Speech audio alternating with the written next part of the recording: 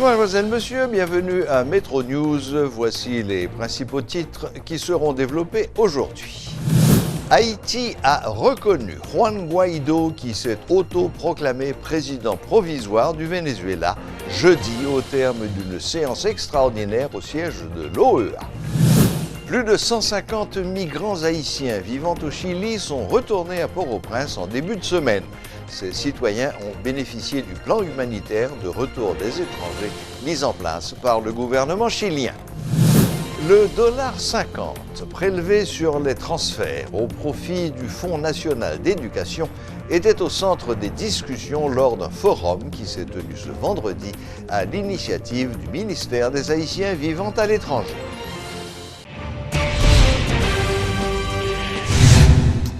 Un quatrième groupe de migrants haïtiens au Chili sont retournés à Port-au-Prince en début de semaine. Les 170 compatriotes ont bénéficié du plan humanitaire de retour volontaire des étrangers mis en place par le gouvernement chilien. Ce groupe porte à 717 le nombre de migrants rapatriés. Le sous-secrétaire chilien de l'Intérieur, Rodrigo Ubiña, a annoncé qu'un autre vol à destination d'Haïti est prévu pour le 30 janvier prochain. Le groupe d'appui aux réfugiés et rapatriés, GAR, qui avait apporté une assistance aux rapatriés, insiste sur la nécessité de manifester de la solidarité envers ses compatriotes. Les dirigeants du GAR et de plusieurs organisations de défense des droits humains ont eu des échanges avec M. Patricio Utreras Díaz, l'ambassadeur chilien en Haïti, autour de ce dossier. Le GAR appelle le gouvernement haïtien à mettre tout en œuvre pour assister ses ressortissants qui ont fait des débours importants pour se rendre au Chili en quête de meilleures conditions de vie. Il l'encourage à définir un programme d'accueil qui prend en compte les besoins des groupes minoritaires tels que les femmes et les enfants, et notamment en termes d'hébergement et d'appui psychosocial. Le Venezuela est au centre de nombreux débats depuis quelque temps sur la scène régionale et internationale. Ce jeudi, Haïti a voté pour reconnaître Juan Guaidó comme le nouveau président provisoire de ce pays. Pour faire un peu le point et revoir les données de base sur le problème vénézuélien, nous avons avec nous ce soir M. Fernando Estimé, qui est consultant en relations internationales. Bonsoir, M. Estimé. Bonsoir Serge et bonsoir à tous les téléspectateurs de la Télémétropole. Voilà. Alors, Monsieur Estimé, comme je viens de le dire, le Venezuela est au centre de toutes les discussions ces derniers temps. La tension monte à chaque fois d'un cran. En deux mots, il y a deux groupes sur la sphère internationale qui tiennent le haut du pavé. D'un côté, vous avez ceux qui soutiennent le Venezuela, et ce sont des poids lourds, c'est la Chine, c'est la Russie, c'est la Turquie, avec aussi le Mexique. De l'autre côté, ceux qui souhaiteraient éliminer M. Maduro, vous avez bien entendu les États-Unis, plusieurs pays d'Amérique latine, dont la Bolivie, le Brésil, l'Argentine, etc. Et aujourd'hui, la situation est chaude. J'aimerais qu'on revienne d'abord sur les fondamentaux. Tout cela est né du questionnement de l'opposition vénézuélienne sur la légitimité de Nicolás Maduro. Alors, revenons très rapidement, s'il vous plaît, sur cette question. Est-ce qu'on est en droit de s'interroger sur la légitimité de Nicolás Maduro? Est-ce qu'on est en droit de se questionner sur sa légitimité?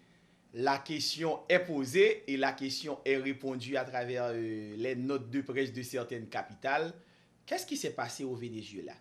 Il y avait depuis tantôt 4 ans pratiquement une crise économique aiguë résultante, qui est une résultante de l'effondrement du marché pétrolier mondial. Maduro n'a pas le charisme de Chavez. Et malheureusement pour Maduro va prendre le pouvoir dans un contexte économique difficile. Le Venezuela tire l'essentiel de ses ressources du pétrole. 90 à 91% du budget vénézuélien est lié avec cette industrie pétrolière, c'est-à-dire pétrole et dérivés. Lorsque les cours se sont effondrés, arrivés jusqu'à 34, 32, 33 dollars américains, alors que dans la période Chavez, et le baril du brut avoisinait les 100 dollars, les 120 dollars pendant un certain temps. Donc Maduro n'a pas pu bénéficier de cette manne pétrolière et donc n'a pas pu continuer avec les largesses du président Chavez. Car Chavez a réalisé d'importantes choses au Venezuela, la construction d'universités, plus d'une quarantaine. Chavez a sorti beaucoup de monde dans la pauvreté au Venezuela. Les gens qui vivaient dans les barrios ont pu bénéficier également des avantages sociaux, notamment avec la coopération cubaine pour les médecins, pour les soins de santé. Il y avait également la construction de milliers de logements sociaux.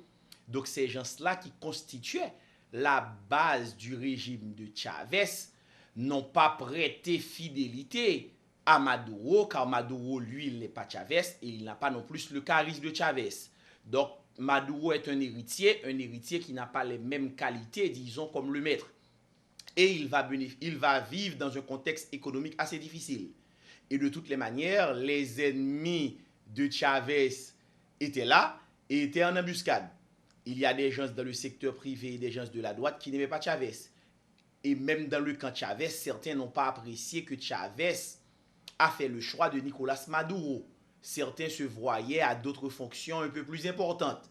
Donc ces personnes-là ont pratiquement rejoint une certaine opposition à Nicolás Maduro et le contexte économique qui s'en est suivi est assez difficile.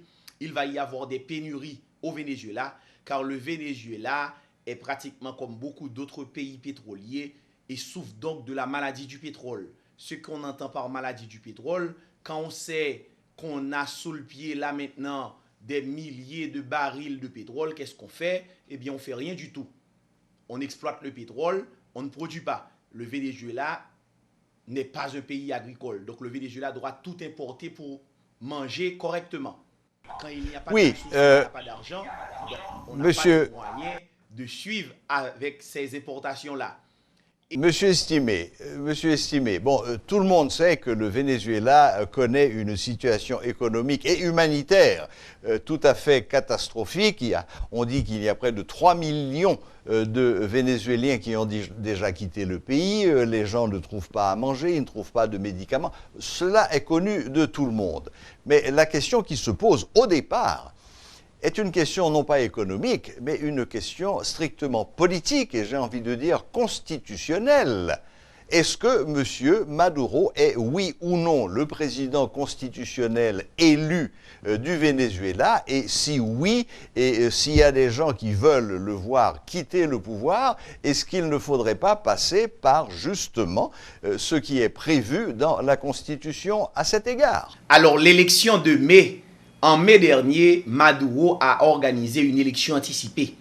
L'élection a été boycottée par la majeure partie de l'opposition vénézuélienne. Oui. Donc, les résultats... Mais est-ce que ça invalide cette élection? Bien, alors, l'opposition vénézuélienne a boycotté cette élection. Donc, oui. Maduro en est sorti gagnant, mais l'opposition n'a pas reconnu de fait le résultat de cette élection. Donc, Maduro dit qu'il est légitime, et les partisans de Maduro croient qu'il est légitime. Pour les gens de l'opposition, c'est une usurpation. Donc chacun est dans son bon droit de dire voilà ma vérité. Et les deux camps sont diamétralement opposés. Et de toutes les manières, dans la région, il va y avoir un contexte régional assez favorable à l'opposition.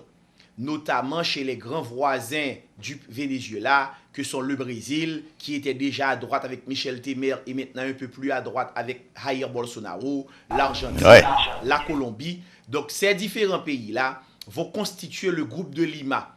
Le groupe de Lima avec 14 pays.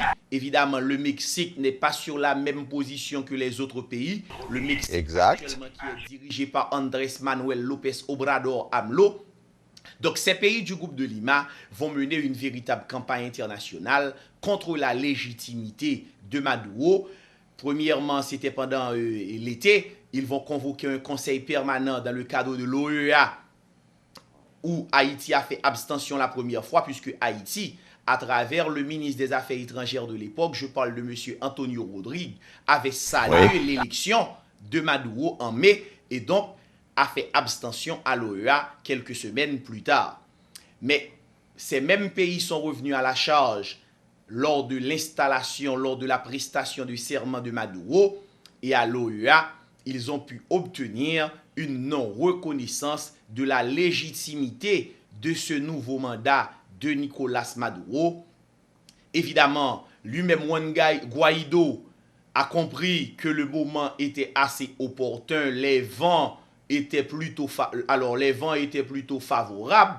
Donc Juan Guaido a profité d'une célébration importante au Venezuela qui est liée à la dictature. Donc les deux camps ont pu organiser des manifestations monstres et Juan Guaido a profité de cette manifestation pour se proclamer président par intérim du Venezuela en citant des articles de la Constitution. Car lui-même, il dit lui-même qui est président de l'Assemblée nationale, donc en cas de vacances présidentielles, c'est à lui que revienne la charge de prendre l'intérim à la présidence.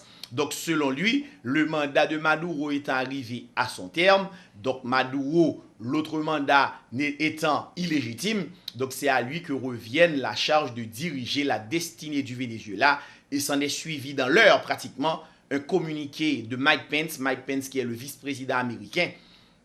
Et les États-Unis ont donc reconnu ce jeune de 35 ans, ingénieur mécanique de profession en la personne de Juan Guaido, comme président par intérim. Et les chancelleries de la zone vont suivre, notamment le Brésil à travers Bolsonaro qui était en Suisse pour une conférence économique, le Pérou, le Canada, la Colombie, le Panama. Donc tous ces pays-là vont suivre et vont donc et depuis Juan Guaido. Et hier, comme vous l'avez rappelé, Haïti, il y a eu un vote à l'OEA et Haïti a sponsorisé le projet de résolution présenté par l'Argentine et déclare donc reconnaître Juan Guaido comme président par intérim du Venezuela. Donc Maduro a été déclaré illégitime lors du premier vote, le 10 janvier, lors de l'élection de Nicolás Maduro. Et maintenant, la boucle est bouclée. 16 des 19 pays ayant voté pour ne pas reconnaître la légitimité de Maduro dans le cadre de l'Organisation des États américains lors de cette réunion à Washington DC, eh bien 16 d'entre eux ont reconfirmé leur position et ont donc reconnu Juan Guaido comme président du Venezuela. Très bien. Merci de ces rappels, monsieur Estimé. Il n'en reste pas moins que nous sommes là sur un baril de poudre. Vous avez parlé. Je ne vous le fais pas dire, la situation est plus qu'explosive. Imaginez. Exactement. À quelques kilomètres d'intervalle, il y a près de 200 000 personnes dans les rues avec des positions divergentes. Donc imaginez l'instant que ces deux groupes-là puissent se rencontrer. Je ne vous fais pas le dessin. Le Venezuela est pratiquement assis sur un baril de poudre. Oui, mais c'est un baril de poudre international, parce que vous avez eu raison d'insister sur tous ceux qui sont contre, ceux qui souhaitent le départ de Maduro et estiment qu'il est illégitime, mais vous avez en face aussi quelques poids lourds. Cette crise n'est pas une crise vénézuélienne, c'est une crise internationale. Et c'est réellement une crise Moscou... Car les États-Unis ont demandé aujourd'hui une réunion du Conseil de sécurité qui va probablement avoir lieu demain samedi. Donc ce samedi, il va y avoir une réunion d'urgence du Conseil de sécurité, réunion souhaitée par les États-Unis, car vous n'êtes pas sans savoir que Maduro a ses alliés, notamment la Fédération de Russie de Vladimir Poutine, qui a personnellement appelé Nicolás Maduro hier pour lui c'est ce que j'allais dire de la Fédération de Russie. Également la Chine, la Turquie de Recep Tayyip Erdogan, la République islamique d'Iran et également les alliés fidèles de la zone comme Cuba, comme Nicaragua, comme la Bolivie et je l'ai dit tantôt comme le Mexique également qui est dirigé par un président de gauche en la personne d'Andrés Manuel López Obrador. Très bien. D'accord, mais revenons sur l'aspect international. La réunion du Conseil de sécurité, vous savez très bien, n'a aucune chance de pouvoir passer, puisqu'il ne fait aucun doute que la Russie opposera son veto. Alors la réunion va avoir lieu. Qu'est-ce qui va être discuté? C'est un fait. Qu'est-ce qui va être décidé? C'est une autre chose. Donc la réunion va avoir lieu. Donc, évidemment, maintenant, qu'il n'y aura pas de décision contre Maduro, car Maduro il ne peut pas y en avoir. Amis au Conseil de sécurité. Voilà, donc, alors, je reviens, nous sommes sur un baril de poudre, la Russie a réaffirmé son soutien à Maduro, et n'oublions pas ce geste de la part de Vladimir Poutine, qui a quand même envoyé 2 bombardiers avec des charges nucléaires sur le sol vénézuélien. C'est un avertissement très clair qui est envoyé aux États-Unis en leur disant... n'essayez même pas une attaque militaire contre le Venezuela. Alors j'aimerais qu'on aille plus vite. Il ira dans une guerre ouverte face aux Américains pour le Venezuela, mais évidemment, Poutine est prêt à soutenir dans la limite du possible le Venezuela de Maduro. Alors Maduro est, j'allais dire, son Venezuela. Concrètement, à quoi peut-on s'attendre dans les jours à venir? La position européenne est un peu mitigée. L'Union européenne serait plutôt partisan de s'asseoir, de réunir les parties et de chercher une solution à l'amiable. Les 2 extrêmes n'entendent rien. Les pro-Maduro et les anti-Maduro resteront droits dans leurs bottes. Alors, qu'est-ce qu'on peut imaginer comme solution, comme scénario dans les jours à venir qui ne soit pas un scénario catastrophique? Alors, c'est une véritable partie poker menteur qui est ouverte entre eux et les 2 camps. Et au milieu, il y a une indication de violence pratiquement. Mais je vois que le président Maduro s'est un peu assagi ces dernières heures. Le président Maduro qui a déclaré tout à l'heure être prêt à rencontrer Juan Guaido et à entamer un dialogue. Le dialogue, c'est la solution souhaitable. Mais il faut espérer également qu'il n'y a pas de dérapage, car le département d'État a été assez clair. Il y a des diplomates américains qui vont rester au Venezuela. Des diplomates américains que Nicolas Maduro avait donné 72 heures pour laisser le Venezuela. Oui, et ils ont dit qu'ils ne partiraient pas. On va laisser le Venezuela. Même si leurs familles ont été rappelées aux États-Unis, eux-mêmes, ces diplomates-là vont rester. Donc, espérons qu'il n'y a pas de dérapage. Car Donald Trump a précisé que toutes les options sont sur la table. Et s'il y a des dérapages, ils se feront un plaisir d'intervenir au Venezuela. Je n'en doute pas un instant. Donc, espérons qu'il n'y a pas de dérapage. Souhaitons qu'il y ait une solution négociée entre les 2 camps. Et espérons qu'on puisse organiser une nouvelle élection libre, cette fois honnête et démocratique, pour trouver une issue, peut-être pas définitive, mais une issue à la crise. Mais on n'est jamais à l'abri d'une connerie. Vous savez, c'est ce qu'on fait le mieux. Les conneries, ce sont les choses les plus courantes dans la vie. Bien, écoutez, je crois que nous allons conclure sur cette note un peu humoristique et peut-être même un peu cynique, mais vous avez peut-être raison, c'est la réalité. Il ne me reste plus qu'à vous remercier, Monsieur Fernando Estimé, de nous avoir brossé ce tableau sur la situation vénézuélienne aujourd'hui qui a des incidences sur la zone, mais également sur le monde entier. Merci et bonne fin de soirée. Je vous remercie, cher Serge. Évidemment, le tableau est assez sombre et peut-être cynique, mais ce n'est pas mon tableau, c'est la réalité vénézuélienne et je partage la douleur du peuple frère du Venezuela. C'est compliqué, la situation est compliquée. On espère dramatique même, oui. Du Venezuela. À bientôt et salutations et bonne nuit à tous les téléspectateurs de Télémétropole. Merci de nous avoir accordé un peu de votre temps. Bonne fin de soirée. Au revoir. Voilà, c'était Monsieur Fernando Estimé, consultant en relations internationales, qui, donc, comme je viens de le dire, dressait un tableau de la situation aujourd'hui au Venezuela et peut-être à quoi il faut s'attendre demain. Espérons, tout le monde espère que la solution se trouvera dans le dialogue. La diaspora haïtienne questionne les autorités sur l'utilisation du $50 prélevé sur les transferts au profit du Fonds national d'éducation. Dans le cadre d'un forum qui s'est tenu ce vendredi à l'initiative du ministère des Haïtiens vivant à l'étranger, des membres de la diaspora ont exprimé leurs préoccupations sur la gestion de cet argent. Le président du Front uni de la diaspora haïtienne, Lionel Jean-Baptiste, exige plus de transparence de la part des autorités. Dès que le gouvernement exerce ses droits pour lui imposer une taxe sur nous, demander pour gagner transparence pour Jean-Lydia, pour gagner une sorte de consultation pour comprendre pour qui raison et qui ça n'a fait, et demander tout pour les lois causes ici tellement nobles que éducation, que $50 à supporter et 5 centimes à supporter, fonds 5 centimes à supporter.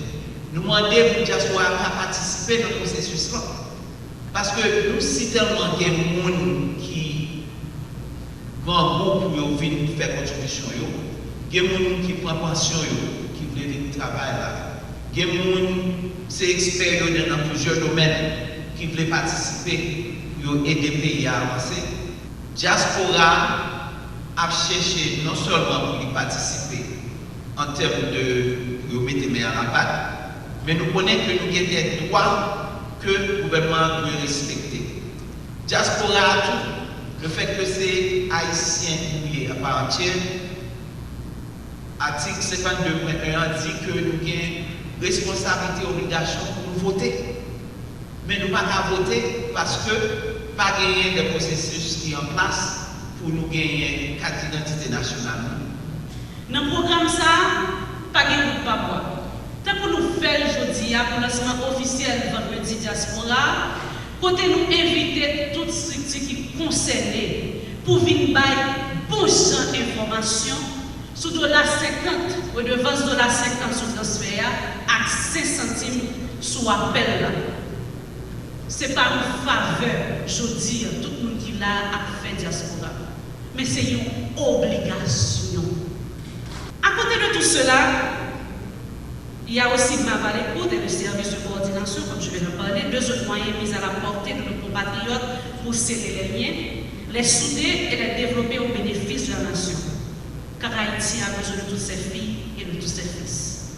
Peu importe les raisons pour lesquelles ils ont dû aller faire d'autres expériences à l'heure. Je connais que chaque monde qui est dans cette salle connaît qui ça qui traverse le diaspora, le ou de yo. Et je connais chaque diaspora qui a gagné aujourd'hui. Je dis que je prends engagement au nom du gouvernement pour que la participation soit effective. C'est un vrai engagement. Diaspora parler, gouvernement tel, ministère a agi. Merci. Le député de Cartier-Morin, Esaïe Prophète, a présenté le bilan de sa 3e année de mandat. Accompagné de plusieurs journalistes, l'élu a réalisé une visite guidée de sa commune. Il se montre satisfait de ses réalisations. De conseil avec magistrat, nous réalisons un pile gros projet. Par exemple, l'homme vide dans la commune, nous avons zéro couverture en réseau électrique. Nous n'avons pas de poteau, nous n'avons pas de transformateur, nous n'avons pas de triplex, nous n'avons pas de rien. Mais grâce à travail qui fait qu'on a nous en couverture de 60%. Ça veut dire que nous avons un réseau électrique à 60%. Même là, effectivement, EDH pour alimenter nous pour nous courant. Mais qu'on y a, s'il y a nous courant, nous avons côté pour nous recevoir courant. Mais avant, nous n'avons pas de aspect pour nous, nous pas de chance pour nous recevoir parce que nous n'avons pas de réseau. Nous travaillons sur la route de Galman du Plat, la route de Madeleine, son route depuis l'homme fait 48 ans. Route là a toujours été en terre. Grâce à un premier projet que nous avons joué dans le ministère des TPTC, qui était bon environ 21 millions de gouttes, nous commençons à avancer route là, nous faisons 900 mètres linéaires de route, nous refaisons un pont. Quand nous venons dans l'autre versement encore environ de 4 millions de gouttes qui dans le budget que voté là, nous avançons route là. Ça veut dire que le plus gros problème de population, c'est le problème route avec problème électricité. Nous essayons de résoudre. Nous avons 3 laboratoires informatiques pour 2 sections communales.